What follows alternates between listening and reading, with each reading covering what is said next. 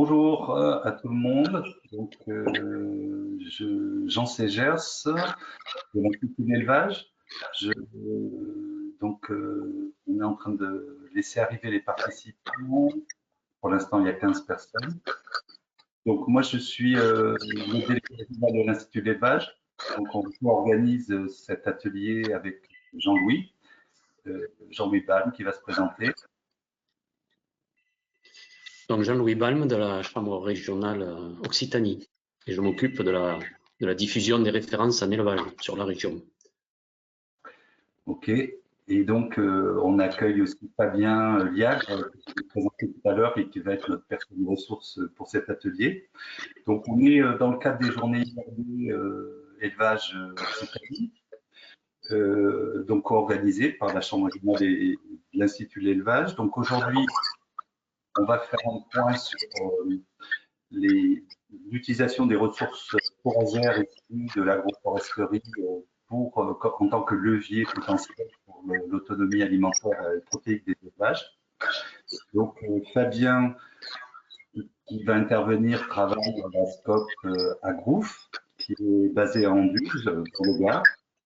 On le remercie vraiment beaucoup de s'être rendu disponible pour nous aujourd'hui. Donc, avant de laisser la parole à Fabien, juste une petite info technique. Certains d'entre vous ont peut-être des soucis de son. Donc, c'est quelque chose que Marie Boitelet a signalé plusieurs fois. C'est qu'elle va vous mettre dans le chat. On va vous mettre dans le chat tout à l'heure un petit message pour vous aider à résoudre le problème.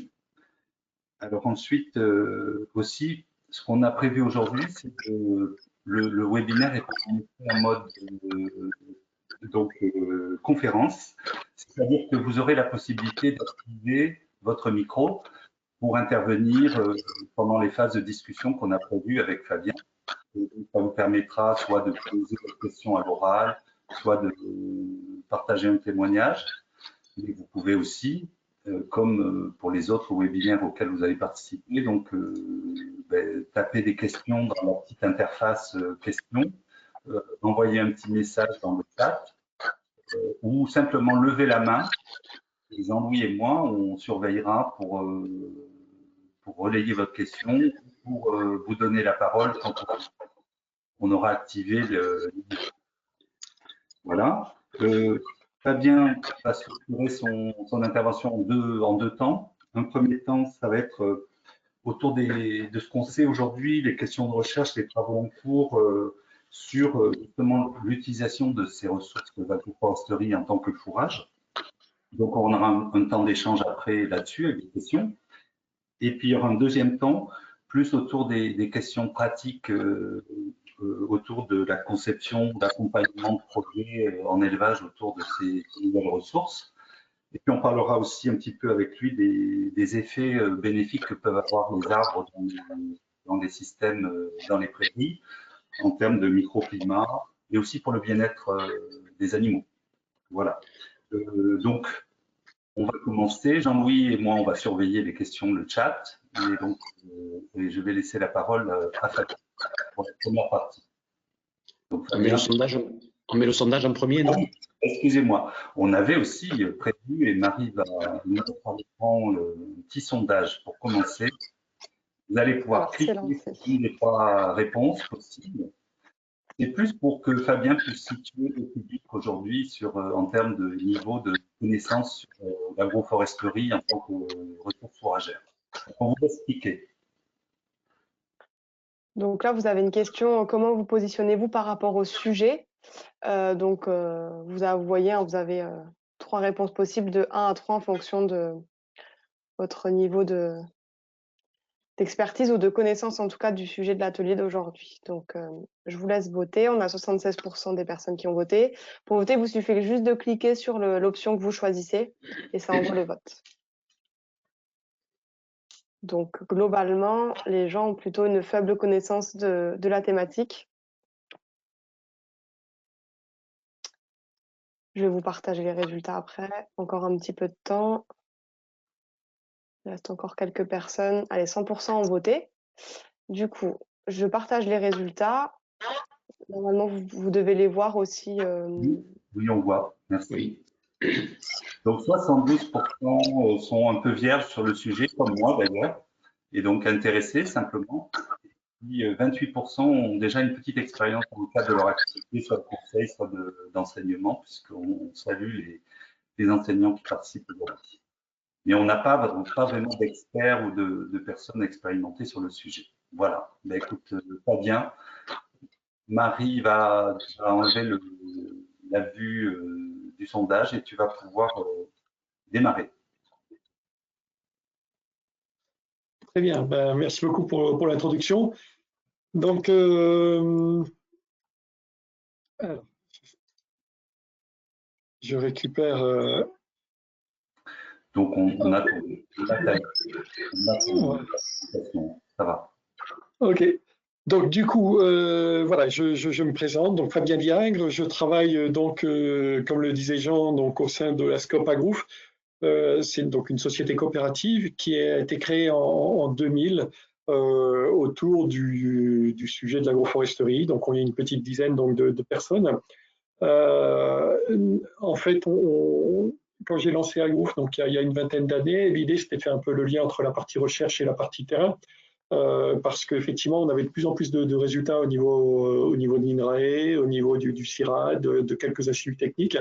Sur le terrain, ça peinait un petit peu à se développer, alors qu'il y a pas mal de systèmes traditionnels, ceci dit, hein, dont certains sont très, très anciens. Donc, notre objectif, c'était un peu de travailler sur ces projets de recherche, sur des thématiques identifiées avec nos réseaux d'agriculteurs, donc plus sur un mode de recherche participative. Ça correspond donc à la moitié de notre activité. Et puis après, l'autre moitié, elle se partage pour des formations, donc formation étudiants ou agriculteurs techniciens, ou de l'ingénierie de projet, donc accompagnement de projets pour les agriculteurs, soit de manière individuelle, soit de manière collective, donc au sein de projets, par exemple, avec des collectivités territoriales, pour de la protection, par exemple, de zones de captage ou des histoires carbone, ou simplement d'une volonté, en fait, de développer l'agroforesterie pour les différents services que ces systèmes peuvent rendre à la collectivité. Alors, donc, deux parties, hein, comme Jean disait. La première partie va porter plus sur la partie fourragère, donc de l'agroforesterie, en distinguant la partie herbacée, donc prairie, et la partie arbre. Donc, c'est un peu la nouveauté, entre guillemets, donc du travail qu'on fait. Et puis, en deuxième partie, je reviendrai un petit peu sur le microclimat créé par les peuplements agroforestiers et voir un peu les incidences sur le comportement des animaux. Et puis, on terminera par quelques illustrations sur les conclusions qu'on peut tirer un peu des projets de recherche autour des projets d'aménagement qu'on peut faire au sein des exploitations ou éventuellement sur des sites pilotes. Alors, quelques petites diapos simplement au niveau historique, parce qu'effectivement, nous, dans notre travail, voilà, on participe à des projets de recherche dont je vais vous présenter les résultats. Mais la plupart du temps, effectivement, ça passe par une analyse aussi du contexte, hein, et de l'historique, de voir un peu d'où on vient.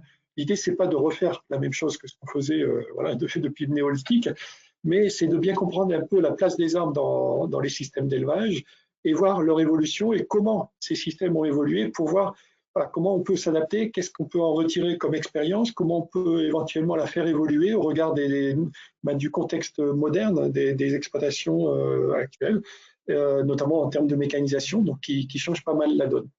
Alors là, c'est un petit clin d'œil, hein, c'est simplement que la pratique de l'arbre fourrager, c'est certainement la pratique agricole la plus ancienne qu'on connaisse.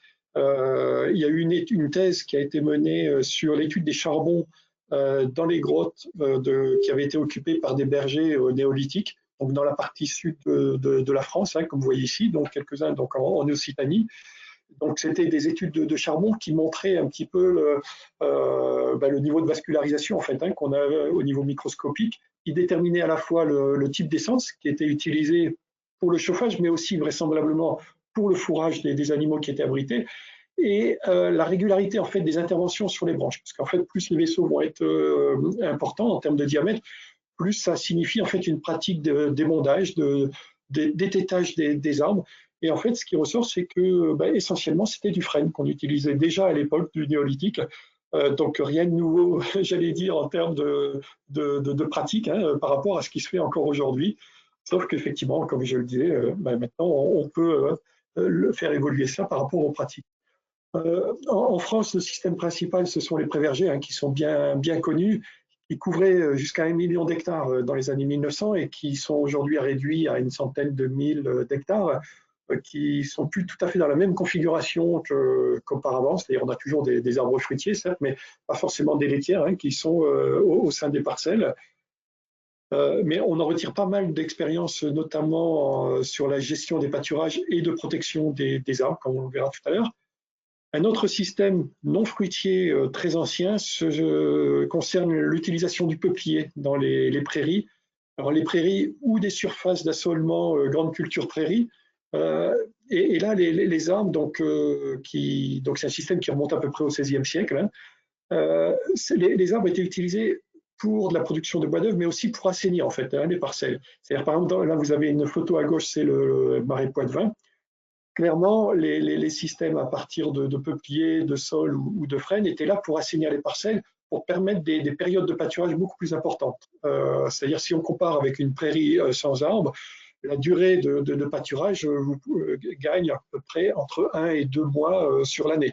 Et si on est avec une culture, bien entendu, ça permet effectivement aussi une mise en culture qui serait très difficile à mettre en place si on laissait simplement ces terres avec leur vocation un peu inondable, j'allais dire, dans ces paysages.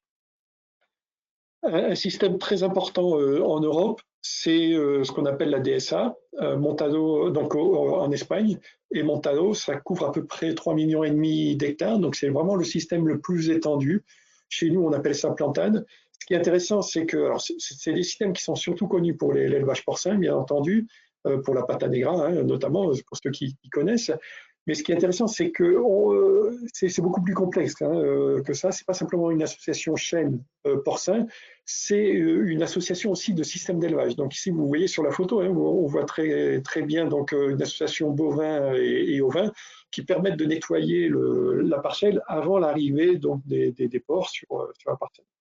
Les arbres sont également utilisés en production de fourrage et bien entendu de bois de chauffe. On travaille beaucoup donc avec les partenaires espagnols, notamment l'université de Plasencia, où on a regardé notamment l'impact de l'arbre sur la production de prairies à différents moments de l'année et selon différentes densités des arbres. Une photo qui commence à être un peu connue, qui provient du projet européen Ag-Forward, un projet de recherche dans lequel on a participé donc en 2014-2018. On voit là, donc c'est une photo en été, prise en été, en début d'été. Donc un impact très localisé, donc des arbres sur la production de la prairie, qui peut quand même malgré tout avoir une importance, puisque c'est toujours intéressant d'avoir une ressource aussi minime soit-elle dans ces moments de l'année. Par contre, là où il faut se méfier, c'est qu'on ne va pas porter, nous, un message optimiste, entre guillemets, ou subjectif de l'agroforesterie. C'est-à-dire que ce n'est pas parce qu'on va mettre un peuplement d'arbres au sein d'une prairie qu'on va régler tous les problèmes de changement climatique. Il faut savoir ici, par exemple, sur cette photo, au niveau historique, on était sur un printemps plutôt pluvieux, suivi d'un été sec. Alors, effectivement, donc là, il y a un effet positif des arbres sur le bilan hydrique de la parcelle, quand on fait le suivi entre les entrées et les sorties d'eau. Par contre, si on avait eu un printemps sec, comme malheureusement ça arrive assez régulièrement, on peut avoir là plutôt un effet de compétition entre l'arbre et la culture. Donc, tout notre travail, ça va être un peu ça finalement, c'est de voir quelle densité optimale, quelle densité optimale par rapport à la probabilité climatique qu'on aura sur l'année. Bon, ça c'est juste une petite photo de plantade bien chez nous, donc voilà un peu à quoi ça ressemble. Il y en a encore quelques dizaines de milliers d'hectares, donc c'est pas très élevé. Elles sont assez bien connues par l'ONF, mais très peu utilisées aujourd'hui dans nos systèmes d'élevage, sauf sur des terres privées d'exploitants. Un autre volet intéressant pour nous, c'est l'exploitation de l'arbre comme fourrage. Donc on connaît tous, ça c'est des photos de Lozère, donc l'exploitation notamment de frênes ou de mûriers blancs en forme de tétard. Donc le frêne qu'on va étêter tous les 2, 3, 4 ans, alors que le mûrier, ça sera peut-être avec un rythme quasiment annuel de production de fourrage. et qu'on utilise surtout aujourd'hui en cas d'accident climatique. Alors, on n'est pas dans une dynamique en fait de production régulière de fourrage. Juste pour vous montrer ici, donc c'est une photo donc qui nous vient d'Espagne. Là, plutôt que de les avoir en bordure, on les a carrément donc en plein, disséminés sur l'ensemble de la parcelle. Et là, on joue sur la production de fourrage, mais également sur le microclimat qui va être généré par ces peuplements d'arbres. Alors c'est un petit peu particulier, hein, une fois qu'on récolte le fourrage et également le bois énergie ou le bois pâquerette pour les litières dans ce genre de système, on a une espèce de forêt de poteaux hein, qui est mis en place. Mais c'est des systèmes qui sont particulièrement bien adaptés justement par rapport à ces problèmes d'aléas climatiques. Chez nous en France, le bocage revient également à la mode. On a des images bien en tête. Hein. Dès qu'on a des températures supérieures à 20 voire 18 degrés même, les animaux, à l'heure du midi, recherchent systématiquement l'ombre. On va voir que ça a un impact quand même assez fort sur la production de lait, notamment pour les pinoirs, hein, comme à l'image. Mais c'est également la question du bien-être, ça touche aussi, par exemple, quand une vache doit véler, on est sur des systèmes qui vont permettre d'abriter du vent, de sécuriser un peu les animaux, et ce qui n'est pas anodin dans notre système d'élevage. Alors, c'était une petite introduction, alors j'ai essayé d'être rapide. Là, l'idée, c'est de voir un petit peu au niveau, j'allais dire, agroforesterie moderne, comment on peut essayer de tirer parti un peu de ces connaissances et imaginer aujourd'hui des pratiques un peu différentes, adaptées en fait à nos exploitations d'aujourd'hui. Alors, on ne part pas de rien. Donc, quand on a imaginé ces projets de recherche, hein, en collaboration avec l'INRAE, avec l'IDEL, avec différents partenaires associatifs, on est parti sur un réseau de parcelles qui ont été plantés à la fin des années 80, début des années 90. Donc en système plutôt de prairies permanentes et avec différents types d'élevage, donc ovins ou bovins. Voilà ces parcelles aujourd'hui, hein, à quoi elles ressemblent. Par exemple, ça c'est une des parcelles qu'on a pas mal utilisées ces dernières années, donc qui est à côté de l'INRAE de Clermont-Ferrand. À l'époque, les chercheurs de l'INRAE, quand ils ont, c'était aussi avec le CEMAGREF à l'époque, comme on l'appelait, ce qu'ils voulaient tester, c'était surtout un petit peu dans une dynamique ou une pensée un peu forestière. C'est-à-dire, c'était comment faire pousser des arbres à plus faible densité et avec des animaux qui allaient entretenir les parcelles. C'est-à-dire qu'ils ont testé différentes densités d'arbres à 50, 100 ou 200 arbres à l'hectare et ils ont regardé un petit peu voilà, comment les arbres poussaient, etc. Donc il y avait des essais de clones aussi, comme là ici c'était des merisiers. Ici, il y avait différents types d'arbres. Donc, au premier plan, on voit des noyers, mais il y a eu des parcelles assez diversifiées. Donc là, on est sur une densité, par exemple, de 50 arbres, alors qu'avant, on était sur 100 arbres. Donc, vous voyez que 50 arbres, déjà, on est sur des systèmes beaucoup plus clairsemés. Et aujourd'hui, ces parcelles, elles ont une trentaine d'années, donc d'âge. Et c'est ça qui nous intéresse, c'est de voir un petit peu, voilà, on a des systèmes adultes.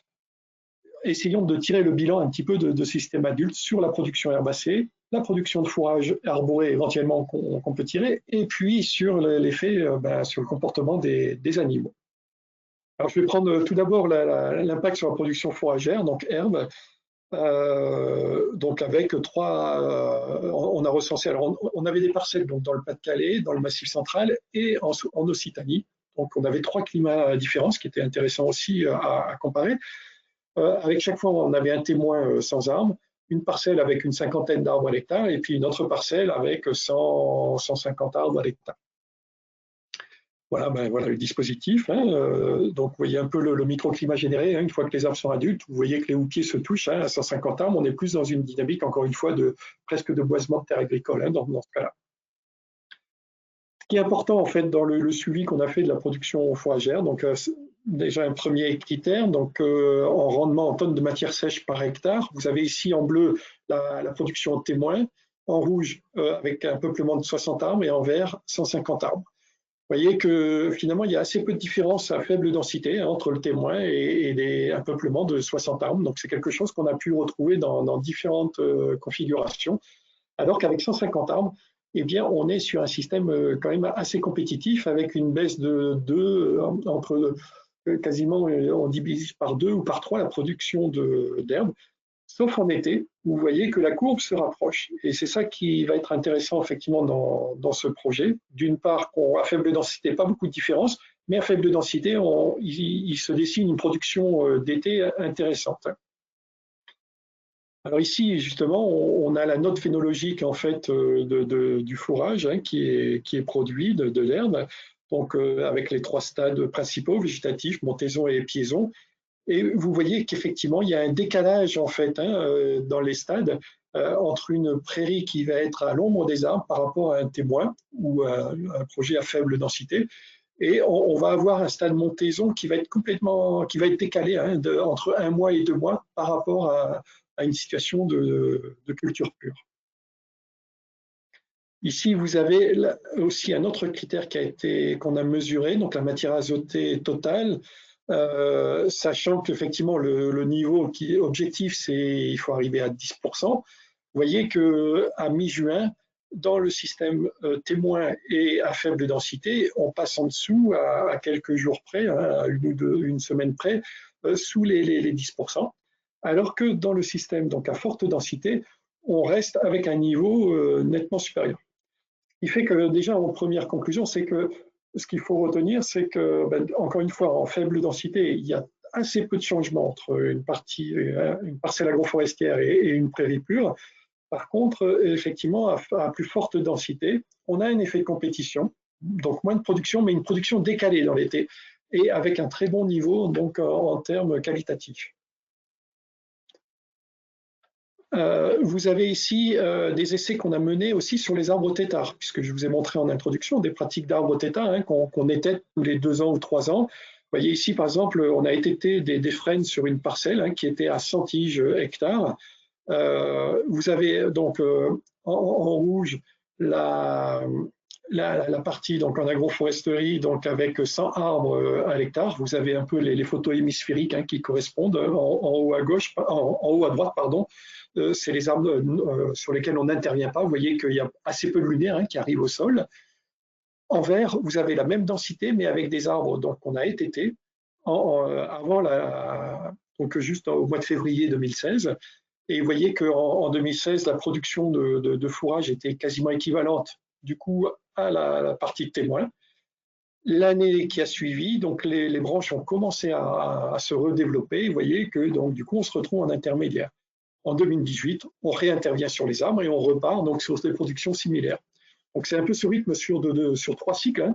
Ce qui est donc intéressant, c'est qu'effectivement, même avec une forte densité, en intervenant sur les hauts pieds des arbres, on peut ramener en fait une production herbacée au même niveau que le témoin, au moins pendant une année. Et puis après, tout dépend le rythme d'intervention sur les arbres, qui dépend de plusieurs facteurs, la qualité du sol, la productivité des arbres, l'essence des arbres. Mais voilà un peu l'idée qu'on peut retenir un petit peu de ce projet. Bon, très rapidement, et ça c'est quelque chose qu'il faut encore beaucoup travailler dans nos projets, c'est que la plupart des cultures fourragères ont été cultivées et développées et sélectionnées en pleine lumière. Elles ne sont pas forcément adaptées donc, dans nos projets agroforestiers. Donc là, en l'occurrence, on remarque qu'on a des graminées qui sont plus tolérantes à l'ombre, d'autres un peu moins, comme le trèfle blanc. Il faut aussi que ça soit résistant au piétinement. Là, tout dépend un peu le nombre d'arbres à l'hectare, parce que si on n'a pas beaucoup d'arbres à l'hectare, on peut avoir des phénomènes de surpiétinement au pied des arbres, ce qui n'est pas forcément bon, même d'un point de vue sanitaire pour les animaux. Donc, il faut essayer d'avoir quand même un minimum d'arbres, tant qu'à faire, plutôt 50-60 arbres à l'hectare, plutôt que simplement 5 ou 6, pour éviter justement ces phénomènes. Alors, peut-être rapidement là maintenant, juste simplement là, ici vous avez à l'image un graphe donc, issu de l'INRAE de Montpellier, c'est le retour de l'azote à la culture par les arbres, donc par le turnover en fait, donc ce qui est récupéré par les racines des arbres de ce qui est de la fertilisation qui échappe à la culture et ce qui peut être entre 20 et 40% de l'azote qui est pendu selon le type de sol. Vous voyez que donc c'est sur 40 ans. En violet, c'est ce qui est restitué par la chute des feuilles qui vont se désagréger et amener donc de l'azote organique au sol. Alors, en prairie, c'est relativement efficace puisqu'on peut piéger cet azote de manière beaucoup plus continue qu'avec des grandes cultures. Donc, on arrive à peu près à 80 unités à la fin de l'année. Par contre, il y a des axes sur lesquels il faut qu'on travaille et on a commencé à mettre en place des parcelles là-dessus, c'est qu'on a aussi des arbres fixateurs d'azote, comme l'aulne, qui peuvent amener 50 à 130 kg d'azote, par exemple pour l'aulne, hein, par hectare, quand les arbres sont adultes. Le robinier, qui lui est un peu le champion par rapport à ça, hein, qui amène entre 100 et 300 kg d'azote. Donc, si vous avez une prairie avec un peuplement de robinier, on peut voir assez nettement hein, cet effet azote sur la prairie. C'est aussi un arbre qui est mellifère, qui produit un bois imputrescible qui est extrêmement intéressant, notamment pour faire des piquets, mais aussi de l'ameublement. Par contre, c'est un arbre qui drageonne, ce qui pose pas trop de problèmes en pâturage parce que les animaux voilà, vont prélever en fait ces rejets. Mais ça fait partie des choses sur lesquelles il faut qu'on travaille, donc ce problème de drageonnement. Deuxième aspect, c'est la production de fourrage au niveau des feuilles. Donc ça, c'est quelque chose qui se faisait traditionnellement. Nous, l'idée, c'est d'essayer de voir si on peut pas rationaliser en fait cet apport de fourrage arboré comme une production fourragère classique, au même titre que la production herbacée. Dans le cadre du projet Parasol, qui était financé par l'ADEME et en partenariat avec l'INRAE de Lusignan, de Clermont et d'Idel, on a procédé à l'analyse fourragère d'une 50aine d'espèces, arbres, arbustes, mais également lianes, comme de la vigne, par exemple, hein, pour imaginer donc des configurations, on le verra tout à l'heure. Là, ici, sur ce graphe, vous avez d'un côté donc la digestibilité, hein, et puis sur l'autre axe, vous avez les matières azotées digestibles. Totales, pardon. Quand vous êtes en haut à droite, bon, on est sur des variétés ou des espèces qui sont très digestes et avec un bon apport en azote. Vous voyez qu'on est avec le mûrier, par exemple, ou la vigne, éventuellement le frêne, on est sur des espèces qui sont très intéressantes d'un point de vue fourrager, souvent avec des niveaux donc, de digestibilité et de teneur en matière azotée supérieurs au raie gras ou à la luzerne classique. Le robinier, légumineuse, hein, donc forcément très riche en azote, mais pas forcément digeste. Après, c'est une question de combinaison dans les rations hein, à mettre en place. Alors, on avait fait des mesures donc, de qualité donc, de ces feuilles à plusieurs moments dans l'année, au printemps, en été, à l'automne. Bon, sans surprise, les taux de matière sèche augmentent hein, au fur et à mesure qu'on avance dans l'année. Hein, quand on arrive au mois d'août ou en octobre, on gagne entre 10 et 15% de matière sèche en plus. Inversement, la matière azotée diminue au fur et à mesure donc, de l'avancée dans l'année et sa digestibilité également. Ce qui est intéressant, c'est qu'on a donc aussi testé donc, la même chose, on a fait les mêmes analyses en comparant OG et trogne, donc en bas, donc les 4 graphes en bas. Donc en bleu, vous avez les OG, donc sans intervention sur les houppiers, et les trognes, donc les arbres qu'on va étêter. On le voit très clairement hein, quand on étête les arbres, l'année qui suit, on a des feuilles souvent avec des surfaces foliaires beaucoup plus importantes que dans les OG, donc on n'a pas les mêmes compositions et effectivement, en général, on a moins de matière sèche et plus de matière azotée. Par contre, la digestibilité et la question des teneurs en tanins, elles restent à peu près identiques. Alors, on a fait ça sur du mûrier, du frêne, ça resterait effectivement encore à améliorer. Hein. Donc, c'était plus des expérimentations à titre exploratoire hein, dans ce projet. Une autre expérimentation, ça a été de voir un peu donc, la cinétique de disparition dans le rumen, donc avec l'INRAE de Lusignan. Et vous voyez que, par exemple, pour le mûrier ou le frêne, on est vraiment sur des cinétiques très actives de disparition, donc plus fort que le raie gras ou la luzerne. Par contre, vous avez des essences comme le châtaignier ou le chêne rouge, par exemple, où la matière va mettre plus de temps à être digérée par l'animal. Mais effectivement, on l'a repéré avec des essais à loge, donc je n'ai pas le temps de développer ici, mais effectivement, on a des animaux qui vont manger peut-être plus de volume, hein, d'ailleurs, quand ils ont des feuilles de frêne ou de mûrier, ce qui pourrait d'ailleurs correspondre à des animaux de forte productivité, d'autant plus qu'en termes de composés, en termes de minéraux, on est sur des teneurs en magnésium, en calcium extrêmement intéressantes, beaucoup plus importantes que pour de l'herbe, ce qui peut être intéressant justement pour les animaux en lactation ou en production laitière. Bon, ce qui est important de voir, c'est qu'entre trogne et OG, toutes les essences ne réagissent pas de la même manière.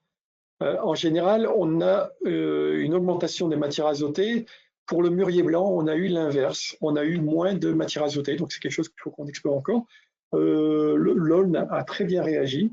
Par exemple, il est devenu beaucoup plus digeste, lui, quant à lui. Voilà, donc ça reste encore effectivement, il faut savoir que c'est pas toutes les essences ne réagissent pas de la même manière, hein.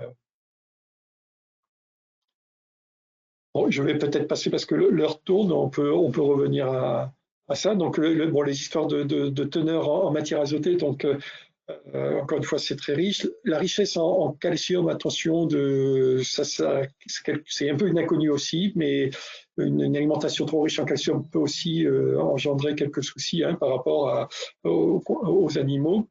On ne pourra pas donner aussi des rations composées de 100% de feuilles de frêne ou de mûrier parce que, effectivement, pour ces questions de concentration en minéraux, c'est aussi en termes de digestibilité, il faut absolument l'associer en fait avec de la fibre ou du grossier, hein, pour pas que on ait des soucis quand même de digestion au final, quoi.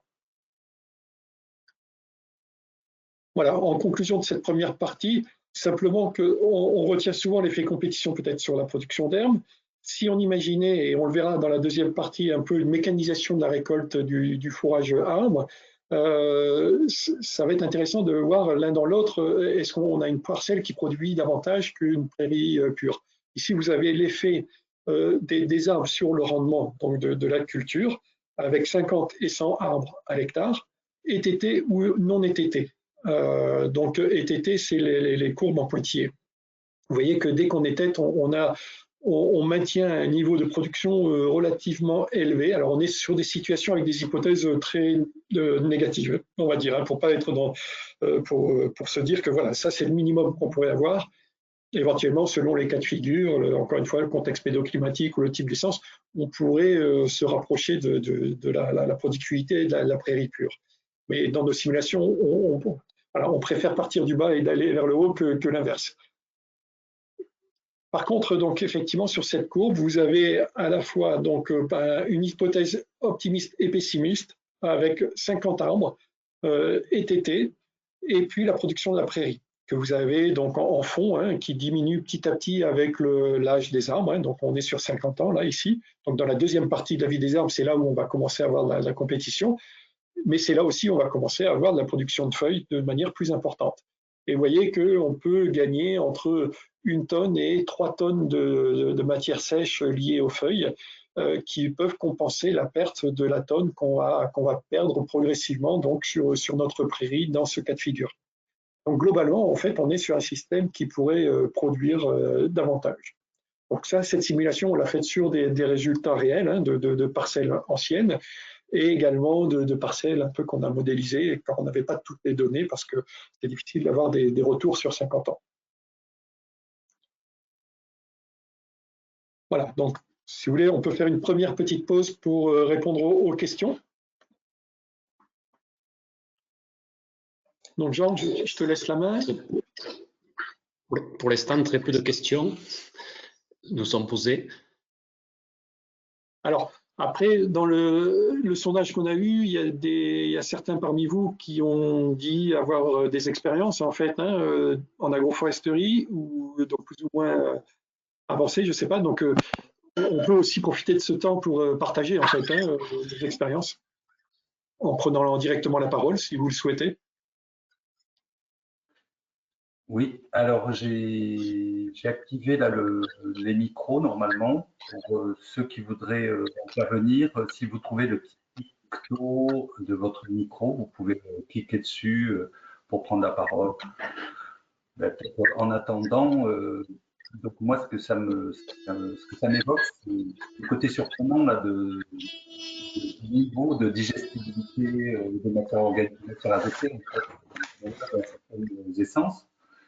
Qui potentiellement donc est bien plus intéressant que ce que je pensais, notamment pour des.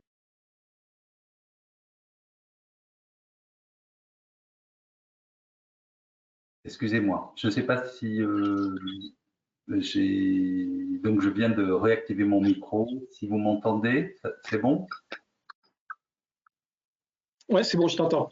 Ok, non, simplement, en attendant qu'il y ait d'éventuelles mains levées ou questions, le truc le plus surprenant, c'est que valeur alimentaire, digestibilité, qui est très intéressante, y compris pour des animaux laitiers, alors que j'avais une idée un peu préconçue de choses un peu plus, enfin, moins intéressantes. Ouais. Après, ce qui va être intéressant, c'est que là, dans ce projet, avec les moyens qu'on avait, donc on a étudié une 50aine d'espèces, hein, donc ce qui est beaucoup. Je crois que c'est la première fois que ça se fait à cette échelle, et aussi avec cette répétition donc dans l'année, hein, avec 4 dates de prélèvement. Par contre, ce qui est clair, c'est que, comme pour une prairie classique, hein, on a une variabilité selon le contexte pédoclimatique, mais aussi selon la variété et la provenance en fait des végétaux, des ligneux. Par exemple, pour le mûrier, on a peut-être 30, 40 variétés à disposition, avec des arbres qui peuvent être très différents, hein, en termes de forme de feuilles, de surface foliaire, en termes de forme de houppier aussi. On a, par exemple, à côté de chez nous, à Anduze, on a quelqu'un de passionné par les mûriers qui avait une vingtaine de variétés différentes, avec des variétés notamment en forme pleureur, c'est-à-dire comme les sols pleureurs, mais des mûriers pleureurs, donc avec des branches qui retombent au sol, qui pourraient être prélevées en fait directement par les animaux sans intervention mécanique. Mais bon, on n'a pas fait d'analyse foliaire encore de toutes ces espèces. Et peut-être deuxième commentaire aussi qu'on peut faire, on peut être impressionné peut-être de l'impact sur la prairie, c'est vrai, et puis ça va varier aussi en fonction encore une fois, du climat de l'année, hein, notamment au printemps, hein, quand on n'a pas suffisamment de recharge en eau des sols, de la nature aussi des sols, hein, de la profondeur, de la superficialité des sols. Moins on a des sols profonds et plus il y aura de la compétition au niveau racinaire, partage des ressources, hein, en eau et en nutriments. Par contre, ce qui est important de savoir, c'est que, comme je le disais, c'est qu'on n'a jamais eu une sélection variétale adaptée au microclimat agroforestier. Quand on a un peuplement de 100 arbres à l'hectare, adultes, on peut avoir quasiment 60% de la lumière qui va être interceptée par le feuillage des arbres et qui ne va pas aller à la prairie.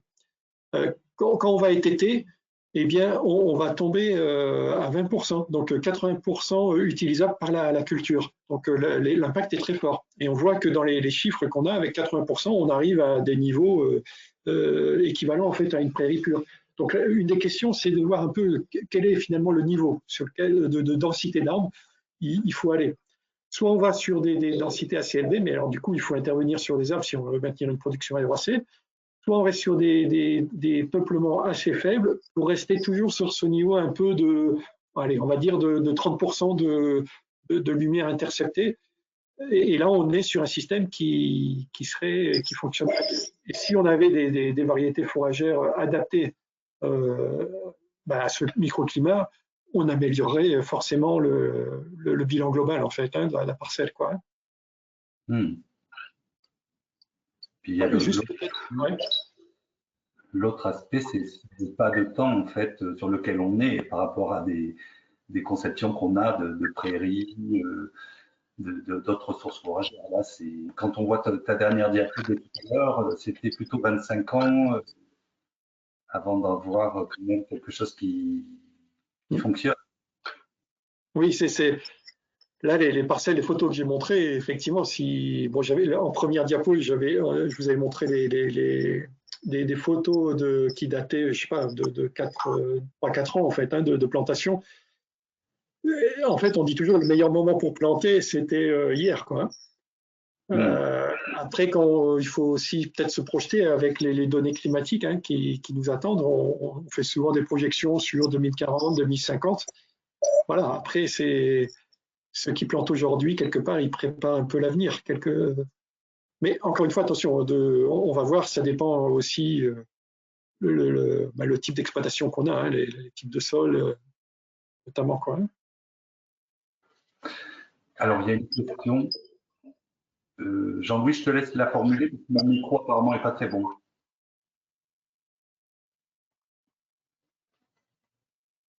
Jean-Louis? Oui, ça y est, je reprends la parole. A-t-on chiffré le gain économique du recyclage minéral permis par les arbres, NP et K éventuellement? C'est Vianney Briand qui nous la pose. A-t-on chiffré le gain économique du recyclage minéral permis par les arbres? Ouais. Non, alors on a essayé parce que c'est vrai que c'est un résultat qui intéresse beaucoup les agences de l'eau, hein, notamment. Ça, c'est le côté, j'allais dire, service rendu par rapport notamment à la problématique des nitrates dans les aires de captage. Donc, on a essayé de voir un peu comment ça se passait de manière un peu plus fine. Et d'ailleurs, on est encore là-dessus, hein. Normalement, d'ici le mois de mars, on va sortir des nouvelles simulations avec l'INRAE de Montpellier où on va caractériser beaucoup plus finement les bilans azote. Parce qu'en fait, la difficulté, c'est, OK, on arrive à calculer assez précisément la part de l'azote qui va être réinterceptée par le filet racinaire des arbres, donc avec les chiffres que je vous ai donnés, mais c'est de l'azote organique. Après, il y a les processus de minéralisation qu'il faut prendre en compte. Et ça, effectivement, ça dépend beaucoup des itinéraires techniques agricoles. Si on est sur une rotation, par exemple, culture prairie temporaire, s'il y a du travail du sol, on peut aussi avoir une nouvelle perte d'azote, hein, et avoir un faible pourcentage de l'azote restitué qui va finalement être utilisé par les cultures. En prairie permanente, je pense que le captage est beaucoup plus important, mais malheureusement, ça n'a pas été mesuré exactement. Là, les chiffres que je vous donne, voilà, c'est des constatations, c'est se dire, voilà, il y a une possibilité en fait de récupération de cet azote, mais on n'en a pas les données chiffrées sur la récupération exacte de l'azote. On a juste des expériences très empiriques, c'est-à-dire quand on voit des robiniers, par exemple en prairie, et qu'on voit la pousse de l'herbe sous les robiniers. Oui, on voit effectivement des choses intéressantes, mais ça n'a pas été mesuré plus que ça, malheureusement. D'accord. Bonjour, Jean-Christophe Vidal. Est-ce qu'il y a des travaux qui ont été menés avec des arbres à double fin, c'est-à-dire à la fois récolte de fruits, enfin, on ne peut pas penser aux châtaigniers ou d'autres, est-ce qu'il y a des travaux là-dessus? Oui, alors en fait, il y avait trois projets en fait, hein, ces dernières années là, depuis 2014, on va dire jusqu'à aujourd'hui, qui se sont entrecoupés ou succédés. Il y avait le projet Parasol que j'ai cité, il y avait le projet Arbel qui était piloté par l'IDEL, avec un peu les mêmes partenaires finalement que dans Parasol, et dans lequel il y avait des pré-vergers notamment. Et puis le projet européen Hack Forward, alors c'était sur toute l'Europe, mais il y avait une quarantaine de cas types qui avaient été étudiés avec des innovations, etc. Et là-dedans, il y avait aussi effectivement des systèmes double fin étudiés, donc avec châtaigniers, noyers, pommiers, enfin après là, toute la gamme des fruitiers et des pré-vergers qu'on connaît. Et par exemple, oui, les fruitiers, par exemple, ils ont une morphologie qui est très différente d'un arbre, comme je vous l'ai montré, hein, les arbres forestiers. Ils sont plus bas, ils sont un petit peu plus trapus, mais finalement l'impact sur la lumière est beaucoup plus faible, hein, à condition de ne pas mettre trop d'arbres, hein, bien sûr, mais à densité égale, l'impact sur la lumière est plus faible et on a une production prairie plus importante. Après, il y a la question de la taille des arbres fruitiers, notamment les pommiers, poiriers. On a souvent été petit à petit vers des tailles en gobelet, alors qu'une taille en axe pourrait être plus intéressante dans un système agroforestier, hein. C'est-à-dire on fait une taille en axe et on joue sur le poids des branches pour les récoltes. C'est-à-dire une fois que les branches vont se charger de fruits, les branches vont baisser, et c'est à ce moment-là qu'on va récupérer. Dans un système comme ça, on peut assez facilement, entre guillemets, jouer sur à la fois la production de bois d'or et maintenir une production prairie intéressante. Après, ça pose des questions techniques, hein, notamment au moment des récoltes. Bon, il faut retirer entre 2 semaines et 4 semaines avant les animaux, hein, pour des questions sanitaires. Et ça, c'est quel que soit un peu les fruitiers. Mais sinon, oui, on a voilà, beaucoup d'exemples, hein. Alors, je vois l'heure qui tourne, on va peut-être passer à la deuxième partie. Oui. Alors, la deuxième partie, ça porte justement sur le côté microclimat et l'impact que ça peut avoir sur le comportement des animaux, et puis quelques illustrations sur des choix d'aménagement, hein, à l'échelle d'une parcelle ou d'une exploitation. Alors, ça, c'est clair que les animaux recherchent toujours de l'ombre, hein, c'est quelque chose qui est assez connu. Là, ici, à gauche, vous avez une parcelle. Alors là, la photo d'avant, là, c'était la photo d'une parcelle qui est à Pomny, dans l'Aude, hein, qui est assez connue. Voilà, donc avec des arbres qui ont maintenant une vingtaine d'années, un peu plus. Ici, c'est dans l'Aude, toujours à Molandier, donc à gauche, donc avec des arbres là pour le coup qui n'ont pas très bien poussé, mais il y a 11 hectares au total et il y a des endroits qui ont mieux poussé que d'autres. Mais vous voyez que au pied de chaque arbre, vous avez entre 1 et 3 moutons qui vont se mettre. Et comme je disais tout à l'heure, attention, parce que en bas à droite, vous avez effectivement beaucoup plus de moutons qui vont venir se mettre sous les pieds quand vous avez quelques arbres simplement. Et là, ça pose effectivement voilà, des questions de gestion des maladies, des questions sanitaires, en plus des aspects de piétinement et même asphyxie des racinaires des arbres. Donc voilà, ça c'est un des aspects effectivement à prendre en compte. Imaginons maintenant, on est dans un système de 60 arbres à l'hectare. Vous avez ici des courbes de température issues de sondes qu'on a mis un peu partout dans les parcelles, hein, qu'on a suivies, avec un exemple là, donc au 21 juin, des résultats de température de 19h jusqu'à minuit 30. Donc je vous ai pas mis les températures en plein midi, qui sont un peu plus fortes, bien entendu. Vous avez en rouge la parcelle témoin sans arbre et en bleu la parcelle agroforestière. Ce qui est important de voir, c'est qu'effectivement la journée, on va avoir un effet fraîcheur, hein, des arbres et ça peut jouer jusqu'à 6 degrés, notamment au niveau de l'heure de midi. Par contre, la nuit, on a moins de fraîcheur, donc une température un peu plus élevée. Alors c'est un peu moins fort, mais ça peut jouer sur 2-3 degrés. En fait, il y a moins de déperdition, hein, les sols se refroidissent un peu moins vite, donc en agroforesterie. C'est important au niveau de la phénologie des cultures, hein, selon les types de cultures, ça peut être intéressant, comme voilà, ça peut être, ça dépend après le niveau de température qu'on a sur le moment, quoi. Mais vous avez ici, par exemple, des courbes de température et d'humidité dans 3 configurations de prise de température. En rouge, c'est juste sous les arbres. En vert, c'est au milieu des lignes d'arbres. Et en bleu, c'est la partie témoin. Donc, avec 2 jeux de données, 2016 et 2017, c'est sur une journée complète. Et donc ça corrobore un peu ce que je viens de vous dire, hein, mais donc effectivement on a donc des températures beaucoup plus fraîches donc en agroforesterie pendant la journée, une humidité également un petit peu plus élevée par contre, et on a calculé les THI, donc les Temperature Humidity Index, qui caractérisent le stress thermique des animaux notamment. Et ce qui est intéressant de voir, c'est que là par exemple on est dans le cas d'un mini effet canicule, on va dire, puisqu'on est sur des températures qui atteignent les 30 degrés. Et vous voyez qu'avec le peuplement d'arbres, on peut passer de stress modéré à stress léger. Et ça, c'est extrêmement important justement par rapport à la production laitière, hein, des animaux, mais également sur sur différents impacts en fait, hein, qu'on va avoir sur la santé des animaux en termes de boiterie, de respiration, d'immunité même entre la mère et l'animal, hein, que ce soit chez les bovins ou les ovins. Vous avez ici le tableau qui avait été sorti dans le cadre d'une thèse pour voir un peu l'effet du stress thermique sur la productivité en lait sur des Holstein, avec d'une part au niveau des ordonnées l'humidité relative et la température en abscisse. En rouge, vous avez les stress climatiques très forts, qui peut même entraîner la mort de l'animal, hein, quand on dépasse les 40 degrés et une forte humidité. Et puis en vert, vous avez le stress climatique. Donc avec le résultat précédent, hein, je vous ai montré qu'on pouvait passer en fait de stress climatique modéré à stress climatique léger. Et vous avez ici, quand vous passez d'un stade à l'autre, l'impact que ça a sur la production laitière journalière.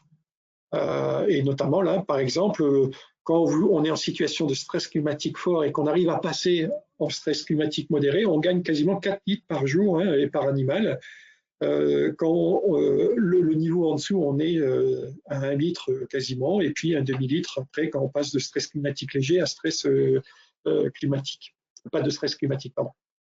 Pour un troupeau de 40 vaches pendant 30 jours, ça représente à peu près 1320 litres, ce qui représentait à l'époque du calcul à peu près 400 € donc d'économie hein, sur un an. Donc souvent, par rapport aux chiffres économiques, bon, effectivement, il y a la production fourragère, il y a donc l'apport, il y a l'utilisation de la paille aussi, hein, donc des copeaux de bois pour remplacer une partie de la paille, mais vous avez cet effet indirect hein, sur l'animal, que ce soit en consommation en eau, mais en production laitière ou en frais vétérinaires, qu'on n'a pas calculé ici, bien entendu, et qui est loin d'être anodin en fait pour un petit troupeau de 40 unités. Un aspect plutôt négatif, je dirais, de ce microclimat plus frais et un petit peu plus humide, c'est qu'on a davantage d'insectes sous les peuplements d'arbres. Donc ça, c'est quelque chose qu'on a mesuré alors sur les ovins, notamment à l'INRAE de thé. Alors on a observé un peu tous les comportements de l'animal, hein, donc les mouvements de tête, du pied, corps, queue, pendant 2 minutes et à intervalles réguliers pendant toute la journée sur quelques jours et à intervalles réguliers dans l'année, quoi. Vous avez un peu les chiffres, hein, les mouvements totaux par minute en situation arborée et en situation témoin. Vous voyez qu'on a voilà, 2-3 fois plus de stress lié aux insectes sur cette partie-là. Ça n'a pas été systématique, puisque vous voyez que dans la parcelle 3, alors qui était notamment avec des arbres fruitiers, si je ne dis pas de bêtises, mais voilà, après ça dépend aussi beaucoup du lieu. Si on est à proximité d'une rivière, des bâtiments, enfin ça peut, voilà, il y a des facteurs externes qui peuvent aussi jouer sur ça. Encore une fois, là, on a fait avec les moyens du bord parce que c'est pas toujours facile dans notre travail de trouver des parcelles témoins et agroforestières bout à bout, avec les mêmes conditions de sol et de climat, et surtout le même contexte paysager. C'est toujours très très compliqué dans le travail qu'on mène. Alors, à partir de tout ce que je vous ai montré là, de manière un peu synthétique, hein, on s'est posé la question, ben voilà, qu'est-ce qu'on peut faire un peu de tout ça? Alors, que ce soit en termes d'aménagement, par exemple en formation agroforestière, est-ce qu'on peut imaginer des formations arborées ou de ligneux, des combinaisons de ligneux différentes de ce qu'on fait en système traditionnel pour aller plus loin dans la production fourragère des animaux? Est-ce qu'on peut imaginer des mécanisations beaucoup plus adaptées? Ou aussi éventuellement des prélèvements directs par les animaux avec une espèce de banque fourragère sur pied, vivante, qu'on va faire pâturer avec des méthodes de pâturage à gérer par rapport à l'herbe ou ou autre production fourragère, éventuellement cultivée même, récoltée, je veux dire, et puis les systèmes de ligneux. Dans le projet INRAE Oasis de Lusignan, donc qu'on a mis en place il y a 6 ans, on a fait ça sous un mode collaboratif. On a imaginé plein de combinaisons, enfin plein, j'exagère un petit peu, 5 ou 6 combinaisons d'aménagement qu'on a mis en place et qu'on va tester donc par rapport à ce que je vous ai dit. Donc je vais vous illustrer un peu ça. Donc déjà en termes de récolte, effectivement, à gauche, vous avez celui qui récolte à la tronçonneuse sur une échelle, ce qui n'est pas forcément intéressant, un peu dangereux. Ce qui est intéressant, c'est que dès qu'il sort sa tronçonneuse, vous avez tous les moutons qui arrivent, donc ce qui montre bien l'intérêt des animaux. Par contre, c'était aussi le frein à l'adoption de l'agroforesterie. Hein, les trognes traditionnelles, c'est quelque chose qui prend du temps et qui est dangereux. Donc l'idée, c'est de voir comment on peut justement récolter en fait cette biomasse. Alors on peut le faire un peu de différentes manières. On peut couper les branches sur un certain nombre d'arbres qu'on va laisser tomber au sol et qui vont être pâturés directement par les animaux, et on avance petit à petit dans la parcelle de cette manière. Et avec une broyeuse à axe horizontal, on va venir broyer les refus pour en faire de la litière ou du bois énergie. Par exemple, là à droite, vous avez une photo, alors c'est en système céréalier, mais c'est un peu le principe. Là, vous avez des alignements d'arbres et où on va réduire tous les 2-3 ans, donc la moitié des houppiers pour relancer la production intermédiaire, mais avec une production potentiellement de fourrage ou de biomasse.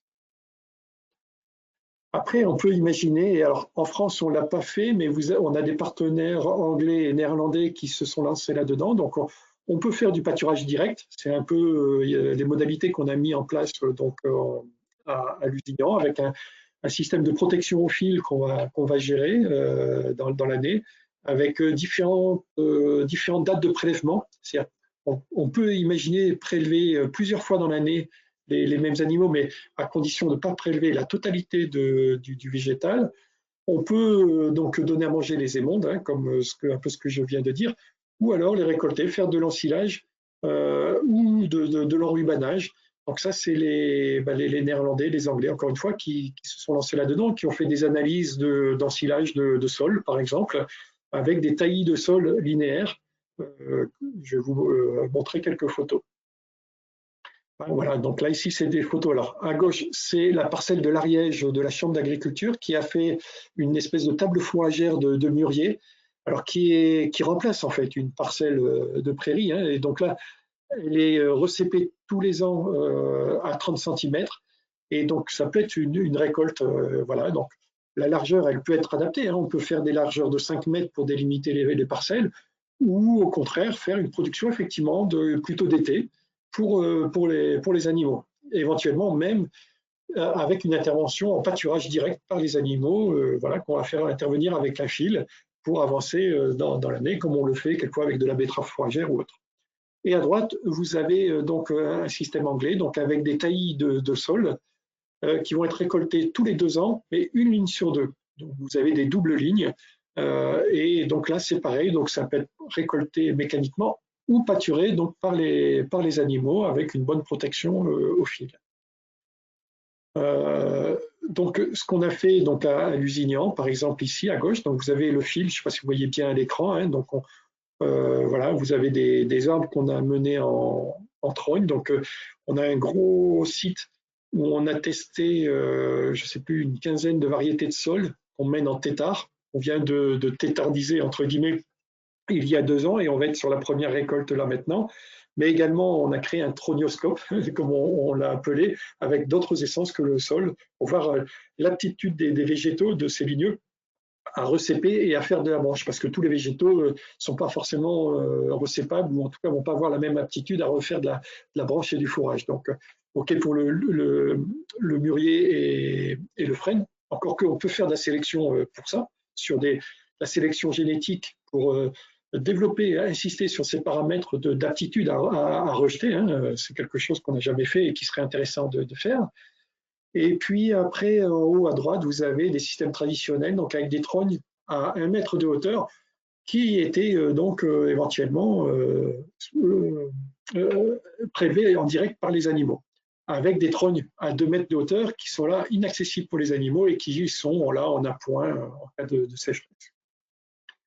Un autre exemple plutôt dans notre région, avec une table fourragère de mûrier, mais à faible densité. Vous voyez, c'est un peu comme une vigne, et vous avez voilà, une production qui est récoltée tous les ans. Donc, alors soit là, pour différents types de cheptels, en fait, hein, chèvres, moutons notamment. D'autres systèmes donc un peu plus perfectionnés, donc vous avez des bosquets fourragers, donc qui sont des espaces destinés à du fourrage d'été, mais avec des essences des lianes, des arbustes et des arbres, de la vigne fourragère, on en a parlé tout à l'heure, mais c'est un excellent fourrager qui s'implante très rapidement, comme le saule, qui est donc intéressant aussi pour ça. Hein. Le saule ou le peuplier sont des espèces fourragères vraiment intéressantes et qui poussent très vite. Donc on pourrait, voilà, si on veut aller un peu plus vite que les 50 ans dont on parlait tout à l'heure, voilà des essences qui se bouturent très facilement et qui peuvent donner du fourrage déjà à partir de 7-8 ans, quoi, en fait. Hein. Voilà, d'autres photos, bon, je passe un petit peu, ça illustre un peu les... Aujourd'hui, la protection phylectique est la plus intéressante par rapport aux cages de contention qui sont souvent plus élevées, qui coûtent 30 à 40 euros l'unité, alors que le fil électrique est plus intéressant, même si voilà, il faut le gérer. Et vous voyez qu'avec la hauteur du fil, on gère aussi l'enherbement au pied des arbres, hein, puisque si on lève un peu le fil, vous voyez la vache vient prélever le plus loin possible au ras des arbres, donc ça fait aussi une économie en termes d'entretien pour là. Alors en termes d'aménagement, par rapport à ce que je vous disais, c'est vrai que il vaut mieux ne pas mettre tous ses œufs dans le même panier et imaginer des projets où on va avoir des mosaïques d'aménagement avec des parcelles d'été, éventuellement des parcelles qui vont servir aussi en cas d'aléa climatique. Donc c'est ce que j'appelle jouer sur la probabilité climatique. Si on se dit qu'on va avoir des années avec des bonnes années peut-être très pluvieuses et puis d'autres années plus sèches avec des écarts de température importants, il vaut mieux miser sur une exploitation avec 2, 3 ou 4 types d'aménagements différents, y compris des prairies pures qu'il faut absolument garder sur son espace de surface fourragère. Et on va imaginer donc des systèmes avec des fortes densités pour des pâturages d'été ou en cas de problème, et des parcelles sur lesquelles on peut éventuellement intervenir sur les houppiers en cas de soucis de production. Et puis peut-être une majorité de parcelles agroforestières, mais plutôt avec des basses ou moyennes densités, au même titre donc, que les prairies pures.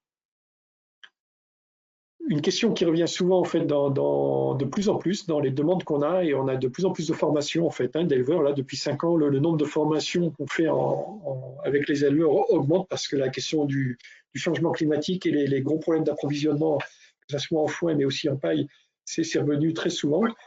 Il y a aussi une bonne partie donc, des éleveurs qui aujourd'hui sont intéressés par les histoires de pâturage tournant dynamique. Et un des inconvénients, c'est quand on redécoupe les parcelles de prairies, quand vous aviez une grande parcelle avec des protections de haies autour, quand on redécoupe, on se retrouve assez souvent donc avec des micro-parcelles sans aucune protection arborée. Donc là, il y a tout le travail en fait à refaire de réaménagement de l'espace voilà, avec des contraintes particulières, donc pour bien canaliser les animaux, pour enterrer les fils électriques, pour protéger correctement. Donc on peut jouer sur la création de haies fourragères parce que les animaux vont rester une demi-journée, une journée sur cette parcelle d'un demi-hectare ou d'un hectare, donc ils ne vont pas trop abîmer les végétaux. Et puis, pourquoi pas compléter avec des arbres d'ombrage, 1, 2, 3 arbres par demi-hectare. Bon, je vais m'arrêter là. Si vous voulez en savoir plus sur les résultats de tous ces projets-là dont je vous ai parlé, on a sorti une revue spéciale avec la revue Fourrage, un dossier qui fait un peu plus de 90 pages. Alors, il faut s'abonner, mais sur notre site, on a un site qu'on appelle AgroBoutique. Vous avez là l'adresse mail. On peut, avec la revue Fourrage, on a eu le droit, donc on peut vendre à l'unité en fait cette revue. Donc, si ça vous intéresse. Sur notre site internet, vous avez une page sur les projets de recherche et notamment le projet Parasol, mais vous avez aussi le projet Arbel et AgForward. Voilà, vous avez tous les liens disponibles et vous avez les rapports finaux, donc sous des formats, alors à la fois de rapports de recherche, mais aussi avec pas mal de brochures ou de diaporamas en termes de vulgarisation. Voilà, je vais m'arrêter là. Juste, également, le bien-être, c'est pas simplement les animaux. Voilà, bon, c'est la petite touche historique. Bon, là le gars qui fait du hamac au milieu, les arbres n'étaient pas encore très développés. Mais ça fait partie des choses importantes pour les éleveurs, à la fois le côté paysager, mais le bien-être. Parce que quand on travaille dans une prairie en plein soleil, eh bien, on ne travaille pas le même nombre d'heures que quand on est un petit peu à l'abri voilà, avec les animaux. Et ça, quand on fait des suivis temps de travail des agriculteurs avec qui on travaille, c'est quelque chose qui revient souvent. Et on ne l'a jamais quantifié au niveau économique, mais voilà, ça fait partie aussi le bien-être de l'éleveur, c'est quelque chose de vachement important. Et d'ailleurs, dans la composition des projets, on travaille aussi sur ce paysage, donc la couleur des arbres à l'automne, la disposition des arbres, parce que là, on est sur des arbres alignés, mais on peut travailler en fait cette configuration pour que, surtout sur les parcelles qui sont au bord des exploitations, parce que c'est souvent une demande aussi d'aménagement de ces abords, parce que ça joue aussi sur le paysage, mais le microclimat local. Et ben oui, on travaille sur les fleurs au printemps, la couleur des feuillages, les dispositifs, la proportion des essences dans les aménagements. Merci Fabien. Une question de Laure Anne Merle. Pourrait-on avoir le lien de la revue par écrit? Merci d'avance. La revue Fourrage. Pourrait-on avoir le lien par écrit? Oui, alors, avec le commentaire, là, c'est ça? Ou c'est vous qui allez la donner? C'est pour télécharger la revue éventuellement, donc avoir le lien. Ouais, je vais vous donner ça. S'il y a d'autres questions, vous pouvez éventuellement prendre la parole. Jean-Christophe Vidal à nouveau, est-ce qu'il y a sur les modèles économiques, est-ce qu'il y a eu des travaux de fait sur les modèles économiques, les retours les retours sur investissement, voilà. C'était des travaux en ce sens, parce que bon, c'est vrai que c'est une question qui se pose, quoi. Quand on parle à l'échelle de 10, 15 ans, 20 ans, 30 ans. Ouais. Ouais, on a dans les projets que j'ai cités, il y a quelquefois donc on a les études économiques aussi. Alors, les études économiques, effectivement, tu as la partie investissement, donc on arrive assez bien à chiffrer. On est autour de 15 à 40 euros l'arbre en intraparcellaire, selon le type de protection. 40 euros, c'est quand on est avec des cages de contention, avec du fer à béton, des treillis qui vont faire 1 mètre de diamètre, donc c'est le plus cher. Comme je disais tout à l'heure, c'est pas forcément ce qu'on préconise aujourd'hui, sauf si vraiment on n'a pas beaucoup d'arbres à l'éclat, mais c'est plutôt le fil électrique qui coûte quand même nettement moins cher. Là-dessus, pour la région Occitanie, puisqu'on est en Occitanie, on a une aide de la région qui couvre 80% du coût de l'investissement, donc qui comprend de la conception de projet, diagnostic de l'expert, hein, de l'accompagnement technique, les fournitures qui représentent à peu près 1/3 donc, du prix, quand on parle des 15-20 euros de l'arbre, et puis tout ce qui est plantation et suivi les arbres pendant 3 ans. Voilà, donc on a là des projets qu'on va planter cette année, on est sur des aides de 80%, donc c'est pas négligeable, surtout qu'après on peut rajouter quelques aides privées de la part de fondations. En ce moment, voilà, il y a beaucoup de fondations qui cherchent à financer des plantations d'arbres, donc voilà, c'est un petit peu dans l'air du temps. Maintenant, pour des éleveurs, c'est clair qu'il y a après le temps de suivi de taille, parce que pendant 15 ans, il faut quand même intervenir un peu tous les ans si on ne veut pas passer trop de temps. Parce que si on laisse passer, par exemple, 3 ans sans intervenir sur les arbres, on va perdre du temps après, hein. On passe beaucoup plus de temps annuel et donc malheureusement, ça peut être un problème pour la rentabilité globale à la fin. Donc, nous, ce qu'on propose souvent aux éleveurs, c'est d'y aller tranquillement, avec des petits lots de parcelles, éventuellement tous les ans ou tous les 2 ans, s'ils ont des projets trop importants. Mais en tout cas, on essaye de bien gérer cette question de temps de travail. Après, au niveau économique, donc la partie bois d'œuvre et aussi la partie donc production de fourrage ou de litière animale. Et c'est vrai que l'un dans l'autre, globalement, on est sur un système qui serait plus rentable que si on avait séparé les arbres d'un côté ou bien les prairies de l'autre, quoi. Mais ça reste quand même un investissement sur du moyen terme quand même, hein, on va dire, hein. Notre travail, c'est d'essayer d'améliorer d'ailleurs cette rentabilité le plus possible, notamment sur les projets bois énergie. Donc, on s'améliore beaucoup là-dessus, et notamment avec le réseau AFAC, l'Association française des arbres et champêtres. On a des référentiels maintenant technico-économiques qui sont très poussés, avec des labels et des plans d'aménagement de gestion du bocage notamment. Et là, on travaille aussi sur un projet qui s'appelle AgroBranche, où on essaye de valoriser les branches, les résidus, donc hors feuilles, une fois que les animaux ont pâturé, pour tout ce qui est chimie verte. Et voilà, ça fait partie des bouchées d'avenir. On travaille avec des associations d'éleveurs, alors c'est plutôt en Normandie et en Bretagne, là, pour le coup, mais pour essayer de donner des plus-values encore plus importantes, en fait, hein.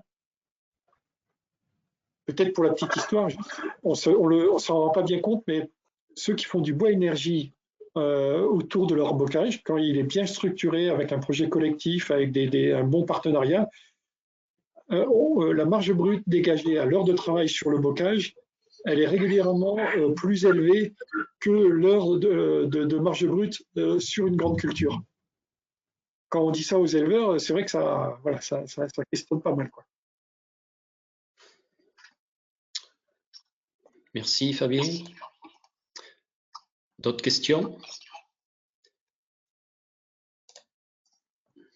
J'en vois pas pour l'instant. Sinon, on va pouvoir s'arrêter là s'il n'y a pas d'autres interventions. Alors, je viens de mettre le lien là, hein. D'accord. Je l'ai mis en double, on dirait. Voilà, désolé, il est en double. Je ne le voyais pas apparaître. Ok. Très bien.